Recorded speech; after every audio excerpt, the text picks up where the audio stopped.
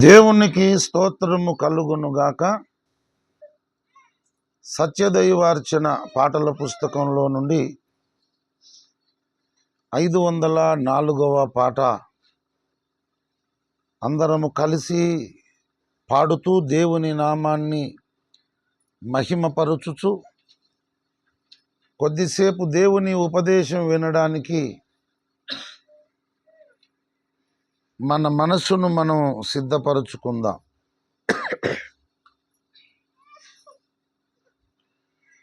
దేవునికే మహిమా, దేవునికే మహిమా, యుగ యుగములకు కలుగునుగాక, యుగ యుగములకు కలుగునుగాక. దేవునికే మహిమా, దేవునికే మహిమా. దేనికి దేవుడు శిల్పియు నిర్మాణకుడో,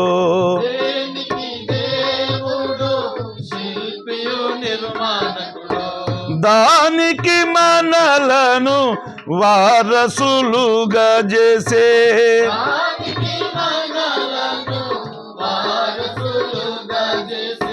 వందనములను చెల్లింతుము, వందనములను చెల్లింతుము. దేవునికే మహిమా, దేవునికే మహిమా, యుగ యుగములకు కలుగునుగాక, యుగ యుగములకు కలుగునుగాక. దేవునికే మహిమా, దేవునికే మహిమా. నిలవరమైనది మనకిల లేదని,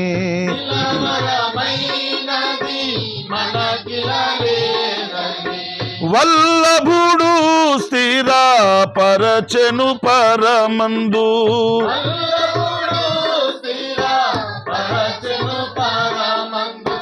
చెల్లించి స్తుతులను పూజింతము, చెల్లించి స్తుతులను పూజింతము.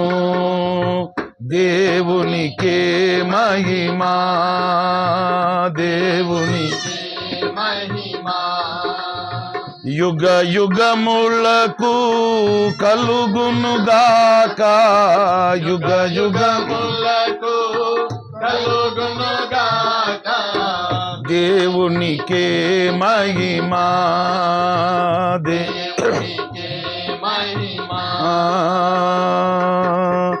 సియోను పురమగు దేవుని నగరుకు, సియోను పురమగు దేవుని నగరుకు, సొంపుగా తెచ్చెను తన కృప ద్వారానే, సొంపుగా తెచ్చెను తన కృప ద్వారానే.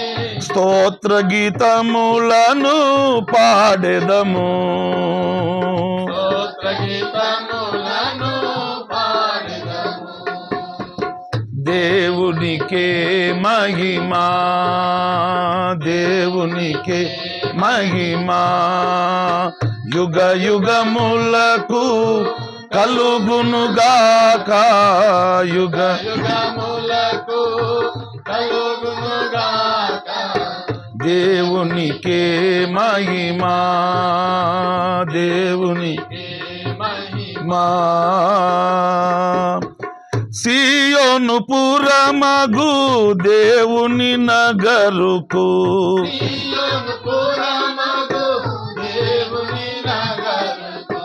సొంపుగా తెచ్చెను తన కృప ద్వారానే,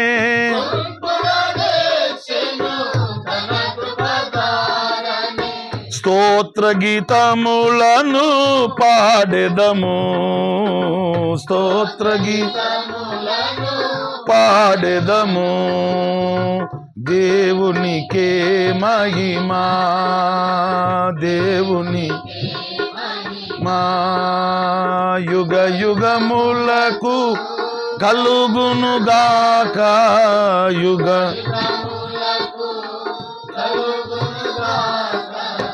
దేవునికే మహిమా, దేవుని మా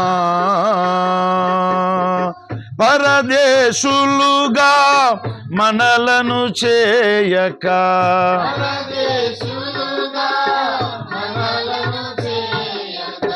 ప్రభుని ఇంటికి వారసులుగా చేసే,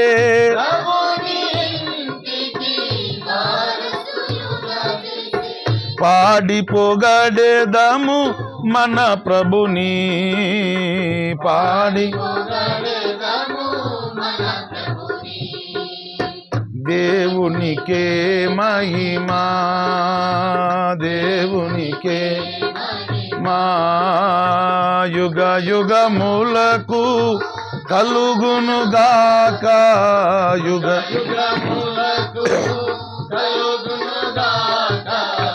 దేవునికే మహిమా, దేవుని మా శుద్ధ సువర్ణముతో అలంకరింపబడిన,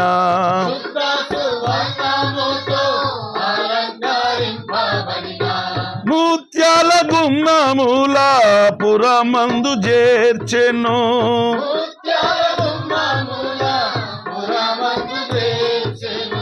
ముదమారగను ప్రణుతింతము, ముదమారగను ప్రణుతింతము దేవునికే మహిమా, దేవుని యుగ యుగములకు కలుగునుగాక, యుగ యుగములకు దేవునికే మహిమా, దేవునికే మహిమా.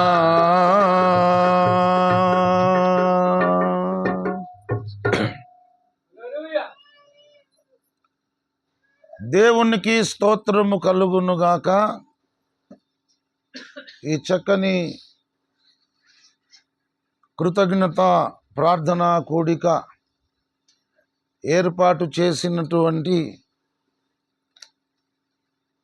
దేవుని దాసుని కుటుంబానికి,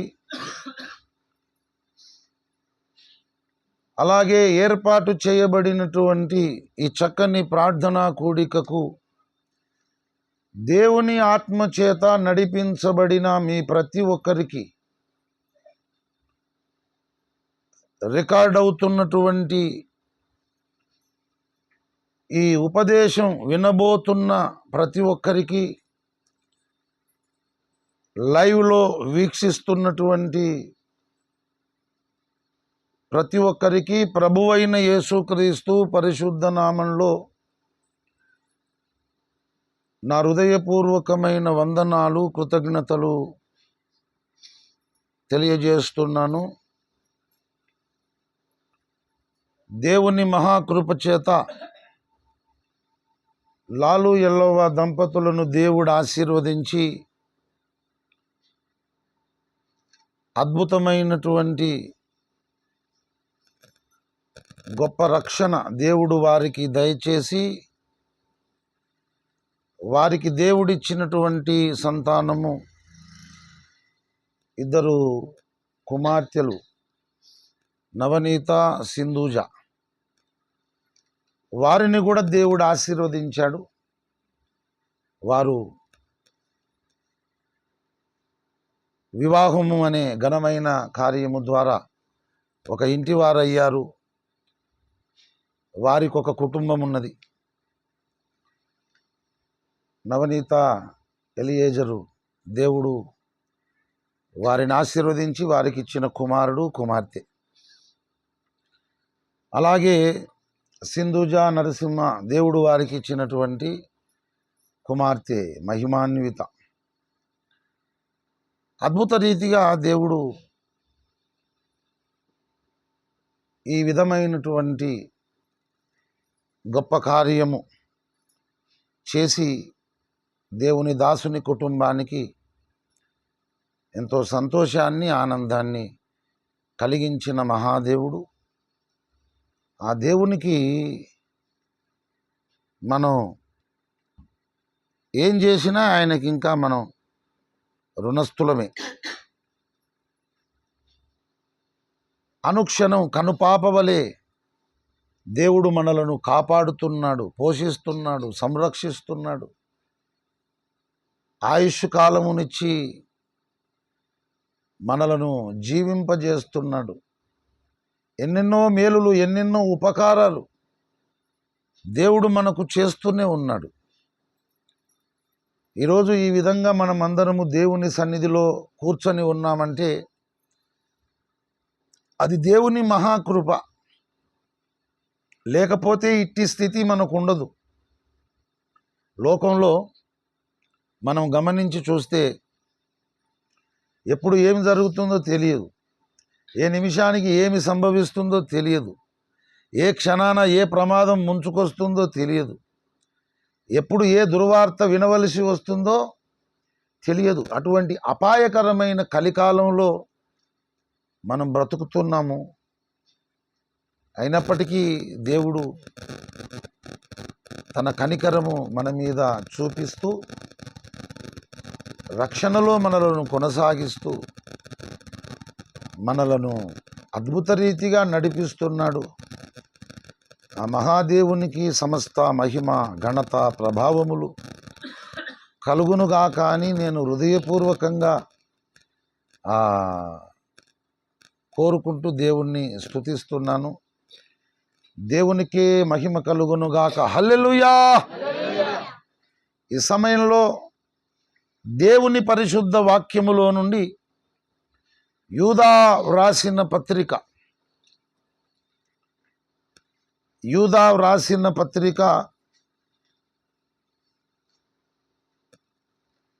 24-25 వచనాలు కలిసి ఉన్నటువంటి లేఖన భాగమును నేనే చదువుతున్నాను. దయచేసి అందరూ శ్రద్ధతో ఆలకించండి. వెనక సైడు నుండి తీస్తే తొందరగా దొరుకుతుంది ఈ పుస్తకం. ముందు భాగం నుండి మనం తీస్తూ ఉంటే చాలా ఆలస్యం అవుతుంది. అదే వెనక సైడ్ నుండి మనం తీసామనుకో, ప్రకటన గ్రంథానికి ముందు యూదా వ్రాసిన పత్రిక ఉంటుంది. యూదా వ్రాసిన పత్రిక 24-25 వచనాలు కలిసి ఉన్నటువంటి లేఖన భాగము.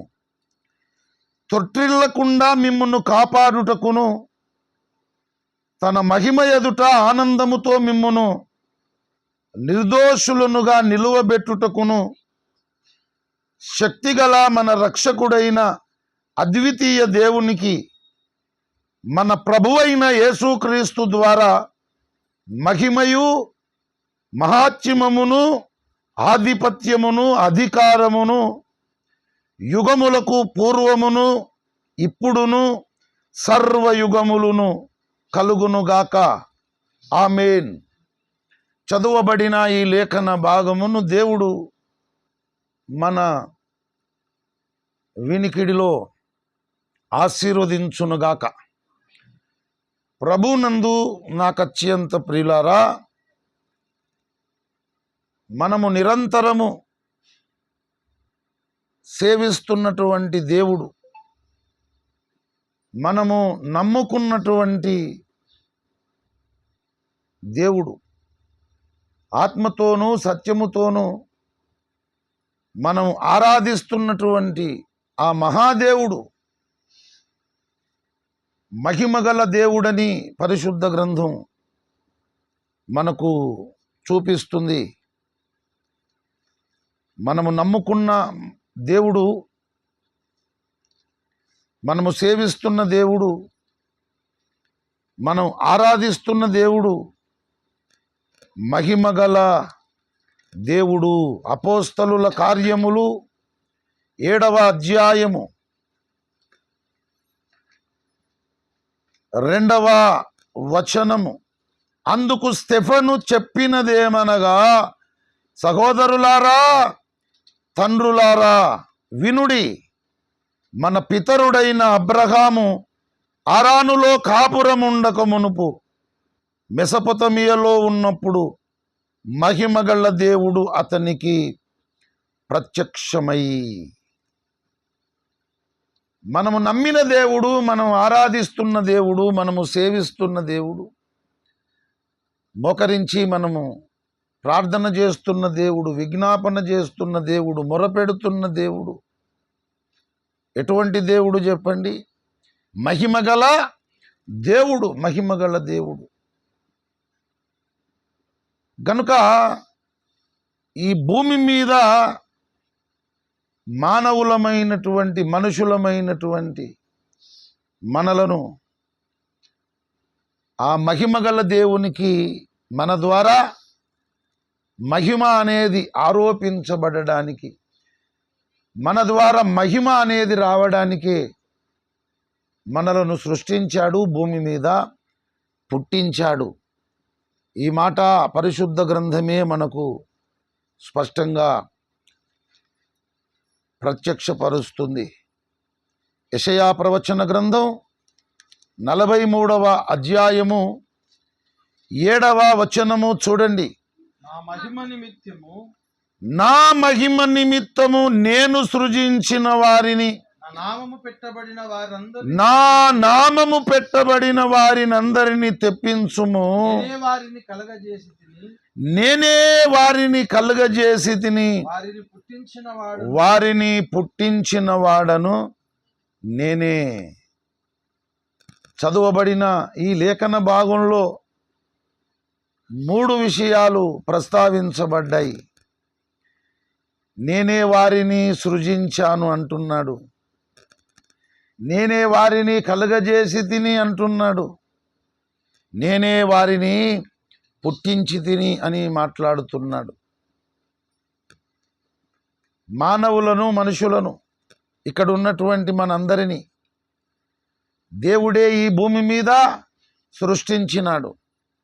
దేవుడే ఈ భూమి మీద మనలను కలుగజేసినాడు. దేవుడే ఈ భూమి మీద మనలను పుట్టించినాడు. మనలను మనము సృష్టించుకోలేదు, మనలను మనము కలుగజేసుకోలేదు, మనలను మనమే పుట్టించుకోలేదు. మనలను సృష్టించిన వాడు, మనలను కలుగజేసిన వాడు, మనలను పుట్టించిన వాడు మహిమగల దేవుడు, మహిమగల దేవుడు. కీర్తనల గ్రంథము 100వ కీర్తన 3వ వచనం, యెహోవాయే దేవుడని తెలుసుకొనుడి, ఆయనే మనలను పుట్టించెను, మనము ఆయన వారము. యెహోవాయే దేవుడని తెలుసుకొనుడి. ఎటువంటి దేవుడు ఆయన? మహిమగల దేవుడు. మహిమగల దేవుడు మనలను పుట్టించెను. అక్కడ పుట్టినోట్లో ఏమని రాయబడి ఉంది చెప్పండి? మనలను మనమే సృష్టించుకొనలేదు. ఓసారి నాతో పాటు పలకండి. మనం దేవుని సన్నిధిలో ఉన్నప్పుడు పొరపాటున కూడా మాలోకంలో ఉండొద్దు, భూలోకంలోనే ఉండాలి. చాలామంది దేవుని సన్నిధిలో కూర్చుంటారు కానీ మాలోకంలో ఉంటారు. మాలోకానికి దేవుని సన్నిధికి ఎలాంటి సంబంధం లేదు. ఇప్పుడు ఏ లోకంలో ఉన్నాం మనం? భూలోకంలో ఉన్నాం. భూలోకంలో ఎక్కడున్నాము? దేవుని సన్నిధిలో ఉన్నాము. ఇది మన అసెస్మెంట్ అయి ఉండాలన్నమాట. బాగా గుర్తుపెట్టుకోవాలి, జ్ఞాపకం పెట్టుకోవాలి. నేను ఇంకా భూలోకంలోనే ఉన్నాను, భూలోకంలో ఇప్పుడు ప్రస్తుతం దేవుని సన్నిధిలో ఉన్నాను అనే మైండ్ ఉంటే, బాడీ ప్రజెంట్, మైండ్ ఆబ్సెంట్ అనే సామెతలోకి మనం వెళ్ళం. లేకపోతే బాడీ ప్రజెంట్, మైండ్ ఆబ్సెంట్ అన్నట్టు. శరీరం ఇక్కడ హాజరైంది, మనసేమో గైర్హాజరై వెళ్ళిపోయింది. దాని అర్థం ఏంటి చెప్పండి? బాడీ ప్రజెంట్, మైండ్ ఆబ్సెంట్ అంటే అర్థం ఏంటి? శరీరం ఇక్కడ హాజరయ్యింది కానీ మనస్సు మాత్రం హాజరు కాలేదు, గైర్హాజరయ్యిందని అర్థం. నేనేం చెప్తున్నా అర్థమవుతుందా మీకు? ఏం చెప్తున్నా చెప్పండి ఒకసారి. నాతో కలిసి ఒక మాట మీరు పలకండి అని చెప్పాను. మరి ఎందుకు చెప్పడం లేదు మీరు? నాకేమన్నా 2-3 తలకాయలు ఉన్నాయా? మీ లెక్క నాకు కూడా ఒకటే తలకాయ ఉంది. నేను బ్రహ్మను కాదు 4 తలలు కలిగిన వానిగా ఉండడానికి. బ్రహ్మదేవునికి ఉంటే 4 తలకాయలు. మీరు మనుషులే, నేను కూడా మనిషినే. మరి నేనెందుకు గుర్తుపెట్టుకున్నా, నేనెందుకు జ్ఞాపకం పెట్టుకున్నా? నేనేం చెప్తున్నాను అన్నప్పుడు మీరేమనాలి? ఒక మాట నాతో పలుకుమని నీవు అన్నావు, కానీ ఆ మాట ఏంటో మాతో ఇక నీవు పలికించలేదు. పలికిస్తావని మేము ఆశిస్తున్నాం, వేగిరపడుతున్నాం అని చెప్పగలిగితే నేను ఈ టాపు ఇక్కడి నుంచి పైకి వెళ్ళి అక్కడ దేవుణ్ణి స్తుతించి మహిమపరిచి మళ్ళీ వచ్చి కుర్చీ మీద కూర్చొని మీకు వాక్య పరిచర్య చేసేటోని. అంత ఆనందం, సంతోషం కలిగేది, నాకు ప్రోత్సాహం కలిగేది. ఒకసారి నాతో పాటు ఈ మాట పలకండి. మనలను మనమే సృజించుకొనలేదు. మనలను మనమే సృజించుకొనలేదు. మనలను మనము సృజించుకొనలేదు, మనలను మనము కలగజేసుకొనలేదు, మనలను మనము పుట్టించుకోలేదు. దేవుడు మనలను సృజించినాడు, దేవుడు మనలను కలగజేసినాడు, దేవుడు మనలను ఈ భూమి మీద పుట్టించినాడు. ఆ దేవుడు ఎటువంటి దేవుడు? మహిమగల దేవుడు, మహిమగల దేవుడు. అపోస్తలుల కార్యములు 7వ అధ్యాయం 2వ వచనంలో చదువుకున్నాం కదా, మహిమగల దేవుడు ప్రత్యక్షమై, అబ్రహాముకు ప్రత్యక్షమైన దేవుడు మహిమగల దేవుడు, మహిమగల దేవుడు. ఆ మహిమగల దేవుడే నిన్ను నన్ను సృజించాడు, ఈ భూమి మీద కలగజేసినాడు. ఆయనే నిన్ను నన్ను భూమి మీద పుట్టించినాడు. ఎందుకొరకు చెప్పండి? ఎందుకొరకు? దేవుడు మహిమగలవాడు గనుక ఆయనకు మనము మహిమ ఆరోపించడానికి, ఆయనకు మనము మహిమ చెల్లించడానికి, ఆయన మహిమ కొరకు మనం బ్రతకడానికి, జీవించడానికి దేవుడు సమస్తమును మన కొరకే చేశాడు. 6 దినములు కష్టపడి అద్భుతమైన ఈ సృష్టి చేశాడు. అందమైన లోకం, సుందరమైన ప్రపంచం, ఆకాశము, భూమి, ఆకాశంలో సూర్యుడు, చంద్రుడు, నక్షత్రాలు, మేఘాలు, ఇంద్రధనస్సు, భూమి మీద సముద్రాలు, నదులు, సెలయేళ్ళు, జలపాతాలు, కాలువలు, పచ్చని పచ్చిక బయళ్ళు, కొండలు, కోనలు, లోయలు, లోతులు, మనము చూసి ఆనందించడానికి, సంతోషించడానికి రకరకాల పూల మొక్కలు, ఫలవృక్షాలు, జంతువులు, పక్షులు, భూమి మీద ప్రాకే పురుగులు. ఆరిద్ర పురుగు చూశారు కదా, ఎంత బాగుంటుంది అది. రోహిణి కార్తికి ముందు అవి కనబడతాయి. రోహిణి కార్తిలో వ్యవసాయదారులు భూమిని దున్ని వ్యవసాయం చేయడానికి పూనుకున్నప్పుడు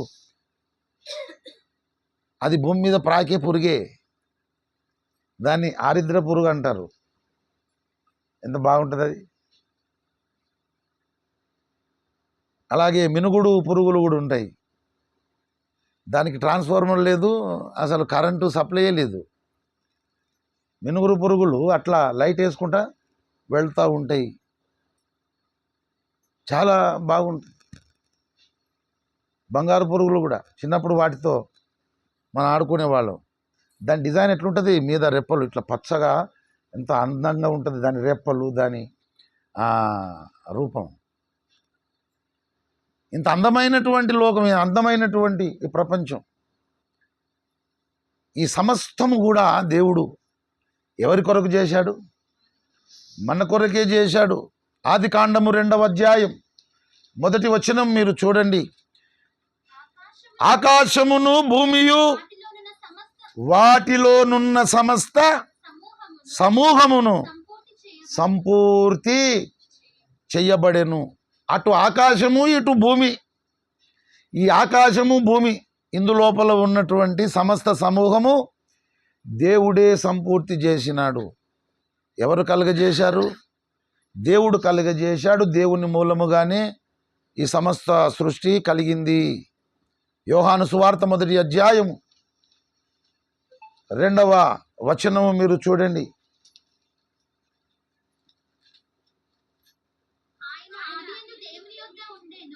ఆయన ఆదియందు దేవుని యొద్ద ఉండెను, సమస్తమును ఆయన మూలముగా కలిగెను, కలిగి ఉన్నదేదియు ఆయన లేకుండా కలగలేదు. సమస్తము దేవుని మూలముగా కలిగింది. ఏది కూడా దేవుడు లేకుండా కలగలేదంటే ఈ ప్రపంచం, ఈ లోకం ఎవరి మూలంగా కలిగింది? దేవుని మూలంగా. దేవుడే కష్టపడి అద్భుతమైన సృష్టి చేశాడు. ఎవరి కొరకు? ఎవరి కొరకు చెప్పండి? సమస్తము అనే మాట ఆదికాండం 2వ అధ్యాయంలో కనబడుతుంది కదా. సమస్తమును సంపూర్తి చేయబడెను. మరి యోహాను సువార్త 1వ అధ్యాయం 1వ వచనంలో సమస్తము ఆయన మూలముగా కలిగెను. ఈ సమస్తము కూడా మీవే అంటున్నాడు. మానవులమైనటువంటి, మనుషులమైనటువంటి మన కొరకే దేవుడు చేశాడు. ఈ సమస్తము కూడా మీవే అని దేవుడు మాట్లాడుతున్నాడు. 1 కొరింథీ పత్రిక 2వ కొరింథీ పత్రిక చూడండి. 2వ కొరింథీ పత్రిక 5వ అధ్యాయం 2వ కొరింథీ పత్రిక 5వ అధ్యాయం 18వ వచనం. సమస్తమును దేవుని వలనైనవి. సమస్తము ఎవరి వలన సమకూర్చబడ్డాయి చెప్పండి? సమస్తము దేవుని వలననే సమకూర్చబడ్డాయి. ఈ సమస్తము కూడా దేవుడు దేవుని కొరకు చేసుకోలేదు, దేవుని కొరకు సృజించుకోలేదు, దేవుని కొరకు ఆయన తయారు చేసుకోలేదు. ఈ సమస్తము కూడా మీవే. 1 కొరింథీ పత్రిక 3వ అధ్యాయం 23వ వచనం. రాబోవునవి అయినను సమస్తమును మీవే. 21వ వచనం. కాబట్టి ఎవడును మనుషుల యందు అతిశయింపకూడదు, సమస్తమును మీవి. ఇప్పటిదాకా సమస్తము అని చెప్పుకున్నాం కదా. ఈ సమస్తము ఎవరి కొరకు చేశాడు దేవుడు? మన కొరకు చేశాడు. అన్నీ మన కొరకే చేసిన దేవుడు, సమస్తము మన కొరకే చేసిన దేవుడు మనలను మాత్రము దేవుని కొరకు చేసుకున్నాడు. దేవుని మహిమ కొరకే దేవుడు మనలను చేసుకున్నాడు. కాబట్టి దేవునికి మహిమ, ఘనత, ప్రభావములనేవి ఎప్పుడెప్పుడు కలగాలి? ఇప్పుడు కలగాలి. ఈ యుగములో దేవునికి సమస్త మహిమ, ఘనత, ప్రభావములు కలగాలి. యుగములకు పూర్వము కూడా, రాబోయే యుగములలో కూడా దేవునికి మహిమ, ఘనత, ప్రభావములు కలగాలి. మనం ప్రస్తుతం ఈ యుగంలో ఉన్నాం. ఇంతకు ముందే ఎన్నో యుగాలు గడిచిపోయినాయి. ఈ యుగము అంతరించిన తరువాత మరలా కొత్త యుగాలు కూడా రాబోతున్నాయి అని బైబిల్ చెబుతుంది. అందుకే యూదా పత్రిక 24-25 వచనాలలో మీరు చూసినట్లయితే, దేవునికి మన ప్రభువైన యేసుక్రీస్తు ద్వారా, మన రక్షకుడైన అద్వితీయ దేవునికి మన ప్రభువైన యేసుక్రీస్తు ద్వారా మహిమయు మహాత్మ్యమును ఆధిపత్యమును అధికారమును యుగములకు పూర్వమును ఇప్పుడును సర్వయుగములను కలుగునుగాక అన్నాడు. యుగములకు పూర్వము దేవునికి మహిమ, ప్రస్తుతం ఈ యుగములో కూడా దేవునికి మహిమ, రాబోయే యుగాలలో కూడా దేవునికి మహిమ కలుగునుగాక అని రాశాడు భక్తుడు. ప్రభువునందు ప్రియులారా, మన రక్షకుడైన అద్వితీయ దేవునికి మన ప్రభువైన యేసుక్రీస్తు ద్వారా మనము మహిమ మహత్యము ఆధిపత్యము అధికారము మనము ఆరోపించాలి. మనం ఏమని కోరుకోవాలి చెప్పండి? యుగములకు పూర్వము దేవునికి మహిమ కలగాలి, ఈ యుగములో కూడా దేవునికి మహిమ కలగాలి, రాబోయే యుగములో కూడా దేవునికి మహిమ కలగాలి. ఎందుకంటే మహిమగల దేవుడు అన్నిటిని మన కొరకు చేసి మనలను మాత్రము తన మహిమ కొరకు చేసుకున్నాడు.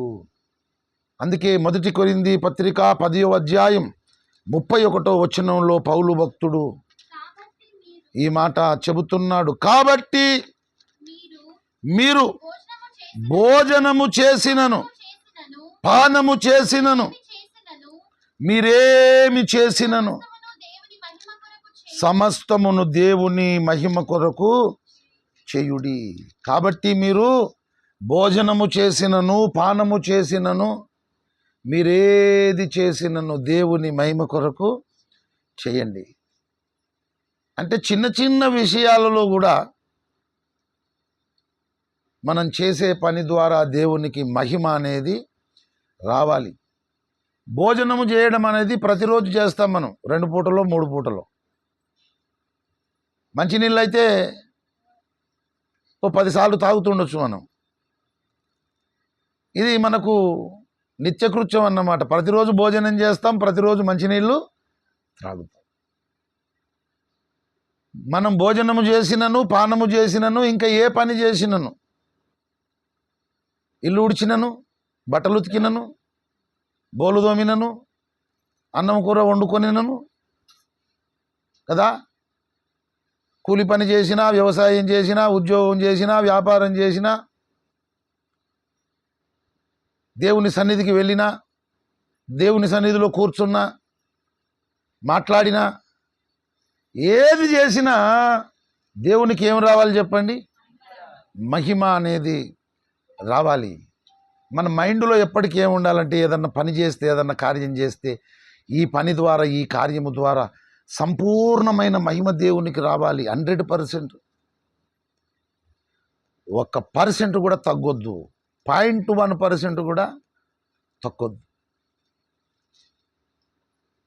దేవుడు చేసిన మేళ్ళకు ఉపకారాలకు ఏదన్నా ఒక కూటం నిర్వహించుకుంటుంటే వినయ భయభక్తులతో భక్త సమాజం కూడుకోవాలి, చక్కగా ప్రారంభ ప్రార్థన చేసుకోవాలి, దేవుణ్ణి ఆహ్వానించుకోవాలి, చక్కని ఆత్మాభిషిక్త గీతాలు ఆలపిస్తూ పాటల పరిచర్య చక్కగా జరగాలి. దేవుడు అత్యంత మహిమతో దిగి రావాలి, స్తుతుల మీద సింహాసనాసీనుడు కావాలి.